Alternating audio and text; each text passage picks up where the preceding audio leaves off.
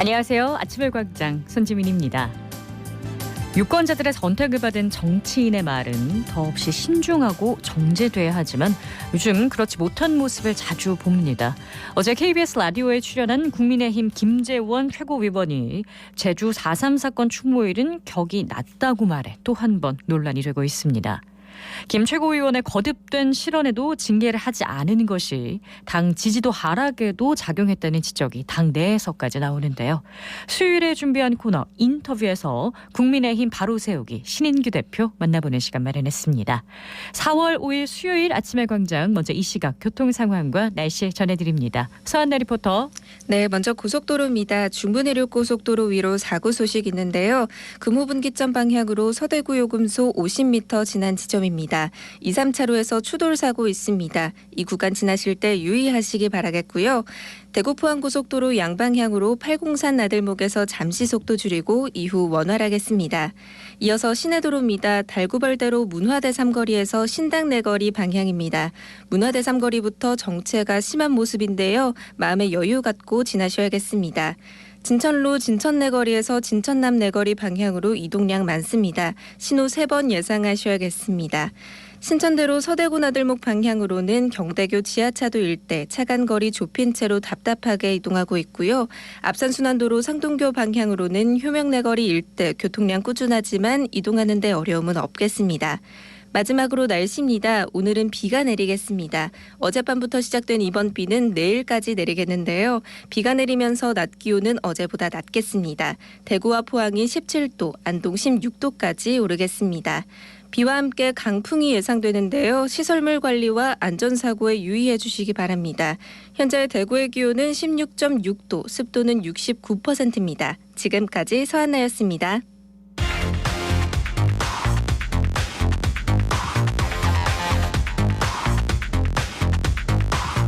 빠르고 정확하게, 명쾌하고 날카롭게 대구 경북의 오늘을 보는 KBS 대구 아침의 광장과 함께하고 계십니다. 네, 아침의 광장 함께하고 계신 지금 시각 8시 32분 지나고 있습니다. 대구 경북의 조간 브리핑으로 이어가죠. 오늘 아침 뉴스 영남일보 민경석 기자와 함께합니다. 안녕하세요. 네, 안녕하십니까. 네, 오늘 첫 번째 소식 들려주시죠. 네, 경북 봉화에 있는 영풍석포 재련소에 대한 대구지방환경청의 통합환경 정밀 점검 결과 6건의 위반 사항이 적발됐습니다.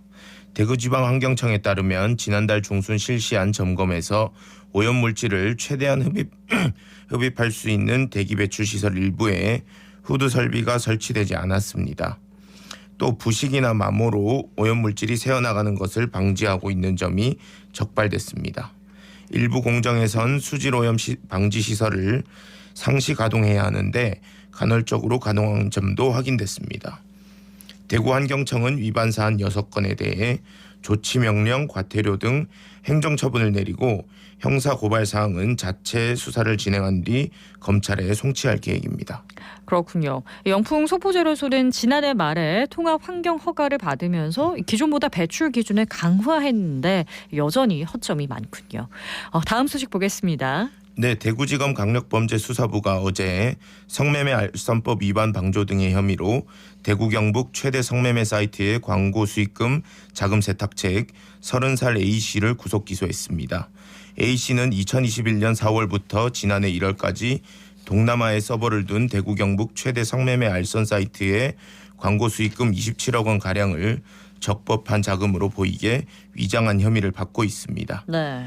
그는 범죄 수익금을 타인 명의로 현금 인출하거나 가상화폐를 구매한 뒤 이를 전자지갑으로 전송하는 수법으로 자금 세탁을 이어온 것으로 드러났습니다. 네, 피해자는 어떻게 검거가 된 건가요? 네, A씨는 초기 수사 단계에 필리핀으로 도주해 약 10개월 동안 도피 생활을 이어왔습니다. 하지만 지난달 중순 현지에서 덜미를 잡혀 국내로 송환됐는데요. 네. 현지에 파견된 대검찰청 마약조직범죄과 소속 수사관들과 필리핀 수사당국이 공조한 결과라고 검찰은 설명했습니다. 네, 조직적인 범죄인 만큼 모두가 힘을 합쳐서 수사에 임해야 되겠죠. 다음 소식 전해주시겠습니까? 네, 홍준표 대구시장이 내년부터 대구 국제 마라톤 대회를 보스턴 마라톤 대회를 능가하는 세계적 수준의 대회로 키우겠다는 계획을 밝혔습니다. 마라톤 대회를 대구 도시브랜드 세일즈의 기회로 삼아야 한다는 점도 강조했는데요. 보스턴 마라톤은 런던, 로테르담, 뉴욕과 함께 세계 4대 마라톤 대회로 올림픽을 제외하면 세계에서 가장 오래된 마라톤 대회이기도 합니다. 코스나 대회 상금 규모도 그럼 기존 대회보다 커지겠어요? 네, 맞습니다. 홍 시장은 내년 대회를 5월 판타지아 대구 페스타와 연계해 개최하는 방안을 검토하라고 주문하기도 했습니다. 코스 또한 대구 스타디움을 출발점으로 하고 대구시 전역을 통과하는 방향으로 준비하라고 지시했는데요. 이에 따라 대구시는 적정 상금 책정과 코스 발굴에 중점을 두고 내년 마라톤 대회 준비에 들어갈 것으로 보입니다. 네, 이 출발점 자체가 바뀌는 만큼 코스가 다변화될 것 같아가지고 뭐 기대 반 우려 반 됩니다. 다음 소식 볼게요. 네, 대구교통공사가 오는 2025년까지 예산 절감 다이어트에 들어갑니다. 전방위적인 경영 개선 활동을 통해 대구시의 재정지원금 317억 원을 절감하겠다는 계획을 세운 겁니다. 교통공사는 8개 분야 41개 경영 개선 과제를 발굴해 추진하고 있다고 밝혔습니다. 네, 예산 다이어트라고 하니까 좀 시민들 귀에도 쑥쑥 들어오는 느낌인데 구체적으로 어떤 분야에서 예산을 절감하나요? 네, 올해 경상경비, 행사성 경비 축소 등 초긴축 예산 운영과 함께 전기요금 인상, 안전 용역 사업 등으로 발생하는 추가 비용을 절감하고 내년 이후부터는 공기질 관리 사업 개선, 부품 국산화 등을 통해 비용을 절감하기로 했습니다. 네. 또 지하안전관리법 개정을 국토교통부에 건의했습니다. 현재 지하 공동검사를 위해 지하 레이더 탐사를 실시하고 있는데요. 네. 지하 일정 깊이까지만 탐사가 가능해 지하 깊은 곳에 깔린 도시철도에는 실효성이 떨어진다는 겁니다. 교통공사 측은 관련법이 개정되면 5년 주기로 실시하는 지하 레이더 탐사 용역비 20억 원 가량이 절감될 것으로 보고 있습니다. 네, 실효성이 떨어지는 정책 같은 건 얼른 저희가 판단을 해가지고 예산을 절감할 수 있는 방향으로 나갈 수 있으면 참 좋겠습니다.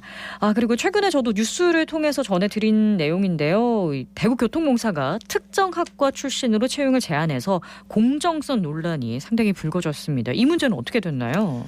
네, 대구교통공사는 2023년도 신입사원 채용에서 지원 자격을 교통 관련 학과 전공자로 한정하면서 공정채용 지침 위반이라는 논란이 일자 지원 자격을 변경하고 사퇴 진정에 나섰습니다. 네. 일반직 공채의 지원 자격 제한은 전례가 없던 일인데요. 대구교통공사는 자격증 소지자로 지원 자격에 제한을 두는 것이 정부의 공정채용 지침에 위배되거나 법적인 문제가 있는 것은 아니라고 해명했습니다. 하지만 양대 노조는 교통공사의 공개 사과와 개선책 마련을 촉구하고 있습니다. 네, 구인 구직난은 뭐 전국적으로 여전한다 이렇게 전례 없는 일이 발생하니까 참 안타까우지 않을 수가 없습니다. 자, 오늘 소식 여기까지 듣겠습니다. 지금까지 오늘 아침 뉴스 영남일보 민경석 기자였습니다. 고맙습니다. 네, 감사합니다. 대구 불로화훼단지 연합회 회장 이성애입니다. 저는 요 불로화훼단지 들어온 지 한 30년 됩니다.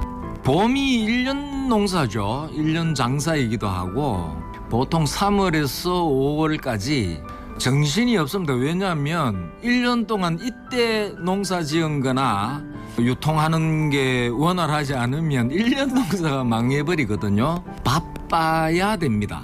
바빠야 되는데 요즘 뭐 영신동치 않습니다. 우선 경기 탓도 있을 것 같고요. 봄이어서 움직임은 있는데 예년 같지 않아서 안타깝게 생각하고 있습니다. 아무래도 봄꽃들이죠. 특히 요즘 인기 있는 게 수국, 제라늄, 철쭉 뭐 이런 종류들이 화목류로 좀 주로 나오고 대부분 꽃 종류들이 많이 판매되고 있습니다. 식목일은 국가 차원에서 장려해왔었고 산야나 우리 생활 주변에 필요한 이 식재 날이죠. 여러분 불로화훼단지에 예쁜 꽃들과 묘목들이 절비하게 널려져 있습니다. 손님 맞이를 위해서 준비하고 있기 때문에 원하는 나무나 꽃들은 얼마든지 있으니까 애용해 주시면 고맙겠습니다.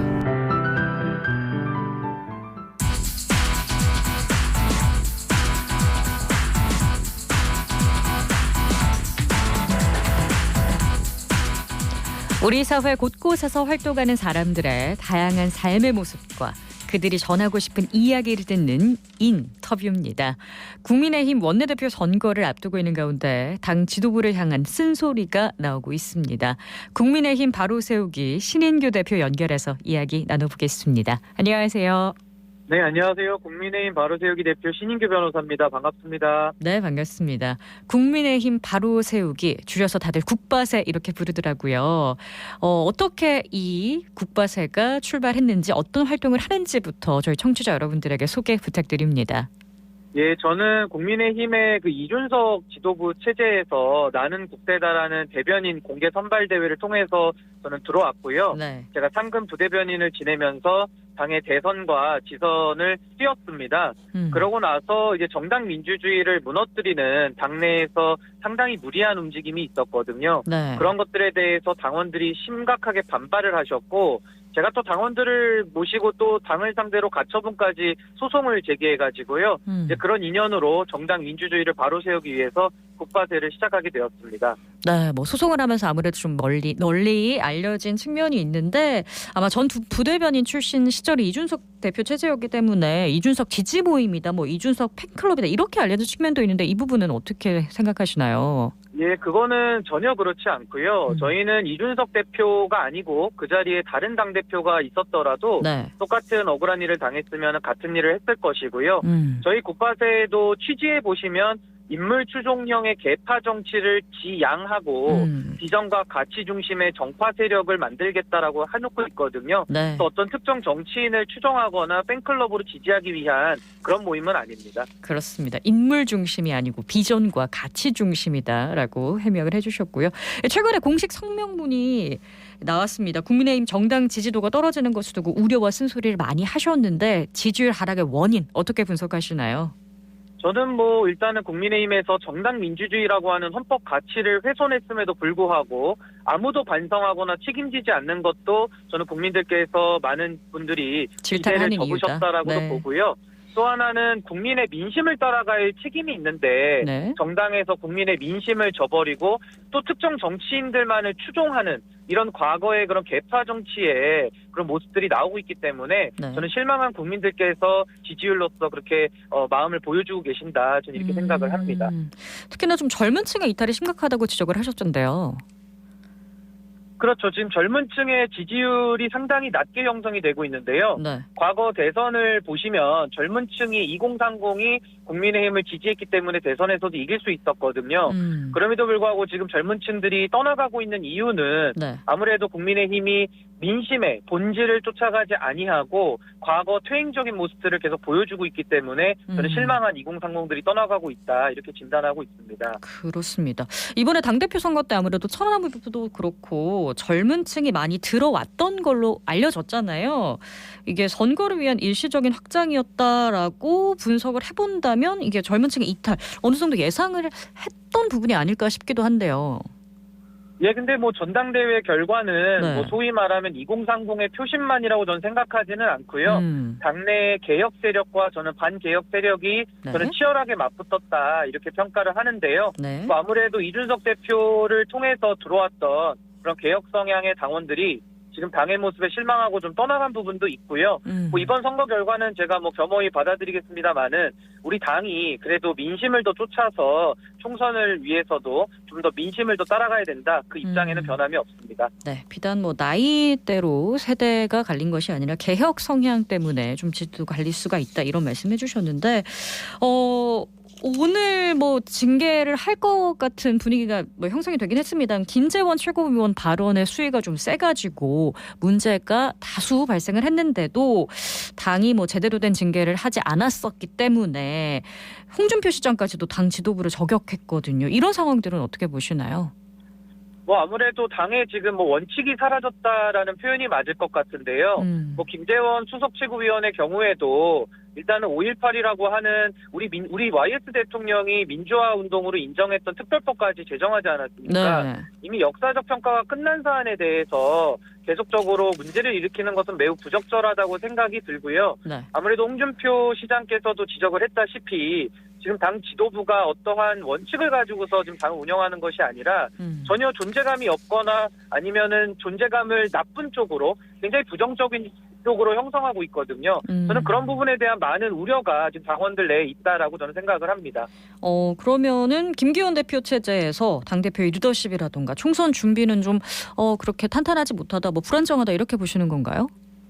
저는 김기현 대표가 대표로서 출마했던 당시부터 네. 상당히 뭐 대통령실에 당무개입 논란도 있었고 상대방들에게 업혀가는 정치, 제가 그걸 어부바 정치라고 표현을 했는데요. 네. 본인의 정책이나 아젠다가 없었기 때문에 우려됐던 것들이 지금 현실화되고 있다 이렇게 보고요. 앞으로도 이 총선을 앞두고 당내에 여러 가지 이해관계를 조정을 하고 당을 더 개혁해야 할 텐데 저는 그럴 만한 리더십에 대한 기대는 별로 없다. 그래서 저는 김기현 대표 체제로는 저는 뭐 상당히 어려운 총선이 될 것이다라고 저는 좀 예상을 하고 있습니다. 그럼 김기현 대표 체제가 이끌어 나가는 것이 정당 민주주의와는 결이 많이 다르다라고 생각하시는 건가요? 근데 뭐 정당 민주주의가 훼손됐던 측면은 과거 이준석 대표 축출 과정에서 명백하게 있었고요. 다만 그 이후에 뭐 김기현 대표 체제에서 어쨌든 간에 전당대회를 통해서 선출된 대표이기 때문에 네. 뭐 그 민주적 정당성 자체를 뭐 문제 삼고 싶지는 않고요. 네. 다만 선출된 당 대표가 어느 특정 정치인을 위해서 행동할 것이 아니라 정말 당을 위하고 민심을 쫓아가는 정치를 하셔야 되기 때문에 저는 그런 부분에 대해서는 우리 국가세를 중심으로 뭐 쓴소리를 계속 이어나갈 생각입니다. 네, 민심을 강조해 주셨는데요. 지난 주말에 윤석열 대통령이 대구 서문시장을 찾았었습니다. 화제가 많이 됐었는데 보수층 지지를 다시 한번 결집하는 모습을 보였는데 이게 과연 국민의힘과 대통령 지지율 반등에 도움이 될 거라고 보시나요? 저는 윤석열 정부가 국민들이 기대를 했던 공정과 상식의 가치를 많은 부분에서 훼손시켰기 때문에 저는 지금 지지율에서 고전을 면치 못하고 있다 이렇게 보고요. 네. 그럴 때일수록 오히려 더 과감하게 네. 오히려 더 민심 속으로 들어가야 되는데 아무래도 민심을 마주대하기보다는 조금 더 전통적인 지지층이 강한 대구 경북 지역에 오히려 더 호소하는 걸로 보이기 때문에 네. 저는 이것이 전체적으로 봤을 때는 당에게는 그렇게 좋은 영향은 아니라고 봅니다. 오히려 더 총선의 승리를 위해서 과반 의석수를 통해서 안정적인 정권 운영을 위해서라도 저는 중도에 있는 또 그런 민심에 대해서도 저는 좀 더 신경을 써야 된다. 저는 이렇게 보고 있습니다. 네, 좀 더 과감한 행보를 기대를 했는데 그렇지 않았다 이렇게 평가를 내려주셨는데요. 네, 신임 원내대표 선거가 이번 주 금요일 거의 다 됐는데 7일입니다. 수도권의 김학용 의원 그리고 TK 윤재옥 의원이 이렇게 2파전 양상인데 결과 어떻게 예상하시나요? 예, 뭐 아무래도 지금 당대표께서 이제 PK 지역이시기 때문에 네. 아무래도 수도권 출신인 김학용 의원이 조금 더 지역 완배 차원에서는 더 유리한 국면 아닐까라고 예상은 되는데요. 네. 워낙 원내대표 선거는 이변이 많기 때문에 끝까지 알 수는 없고요. 다만 저는 그 원내대표 후보로 거론되는 두 분이 네. 뭔가 당에 대해서 선명한 비전이나 개혁적인 모습을 그렇게 보여주신 건 기억이 잘 나지 않기 때문에 저는 뭔가 이 선거 과정에서 좀 새로운 모습을 보여주시기를 기대하고 있습니다. 네, 뭐 기자들도 원내대표가 가장 좀 예상하기 어렵다 이런 얘기를 하더라고요. 그렇기 때문에 이번 주 금요일 과연 그 결과가 어떻게 될지 모두의 관심을 모으고 있습니다. 국민의힘 바로 세우기에 공식 성명문이 몇 차례 나왔는데 당에 실질적인 영향을 주고 있는지도 궁금하고 앞으로 국바세가 어떤 역할을 할지도 좀 여쭤볼까 합니다.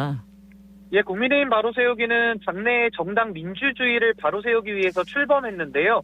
정당 민주주의라는 것은 당연히 정당이 지켜야 될 가치이기 때문에 저희는 뭐 거기에만 머무를 생각은 없고 앞으로도 뭐 정책적인 면이나 또 정치 신인들을 발굴하는 면 아니면은 또 정당이 민심을 떠나가고 있을 때 누군가는 회초리를 들어야 되지 않겠습니까? 네. 그래서 저희가 당원들의 개혁적인 마음을 모아서 좀 당에게 애정 어린 그런 충고나 쓴소리를 계속 이어나갈 생각입니다. 네, 역시 전 부대변인 출신이기 때문에 많은 분들에게 쓴소리를 할 수 있는 정확한 역할을 할 수 있기를 저희도 기대해 보겠습니다. 오늘 말씀 고맙습니다.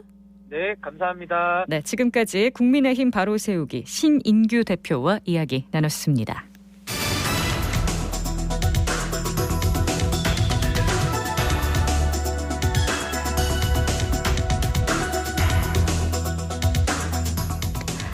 네, 아침의 광장 함께하고 계신 지금 시각 8시 49분 지나고 있습니다. 키워드로 보는 지역 정치권 소식 시간인데요. 매일신문 김병훈 기자 연결합니다. 안녕하세요. 네, 안녕하세요. 네, 오늘 첫 번째 소식부터 듣겠습니다.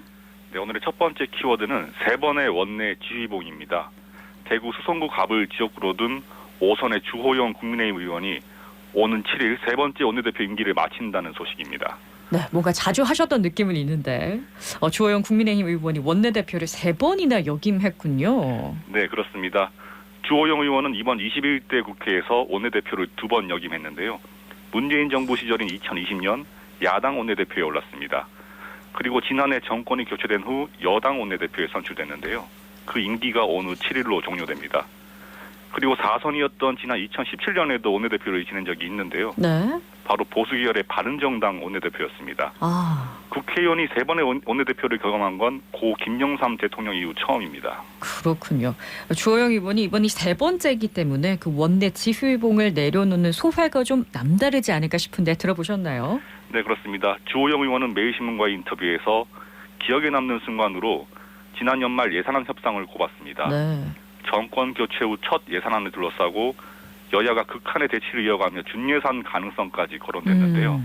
거대 야당과 협상 테이블에 마주 앉았던 주 의원은 법정 기한은 넘겼지만 준예산으로 가지 않고 여야 합의로 예산안이 통과된 게 가장 큰 보람이라고 회상했습니다. 그렇군요. 대구 경북 최다선 의원이자 여당 원내대표로서 우리 주호영 의원이 여러 지역 현안을 챙겼죠. 네, 그렇습니다. 주호영 의원은 TK 신공항 특별법의 막후 조정 역할을 담당했는데요. 현재 구분응선인 법제사법위원회에 계류되어 있는 특별법은 이번 달 본회의 통과가 확실시됩니다. 네.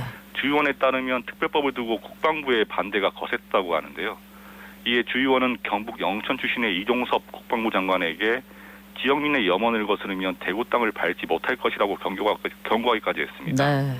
지난해 통과된 군의군 대구시 편입법도 주 의원이 중요한 역할을 했는데요.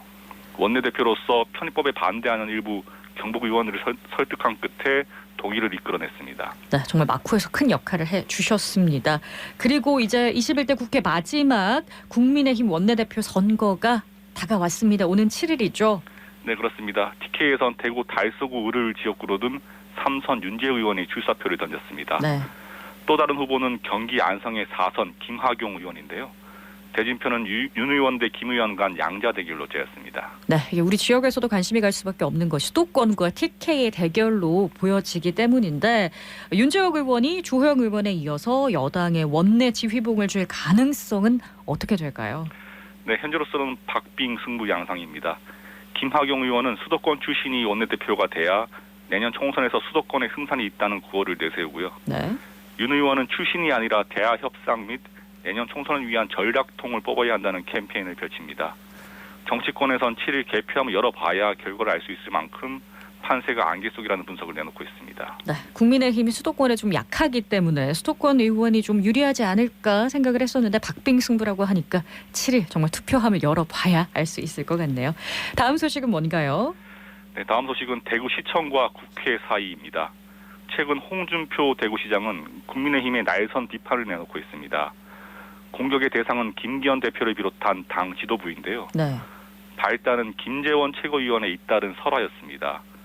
앞서 김 최고위원은 정광훈 목사의 제1사랑교회 예배에 참석해 헌법의 5.18 정신을 수록하는 것에 반대한다고 얘기했는데요.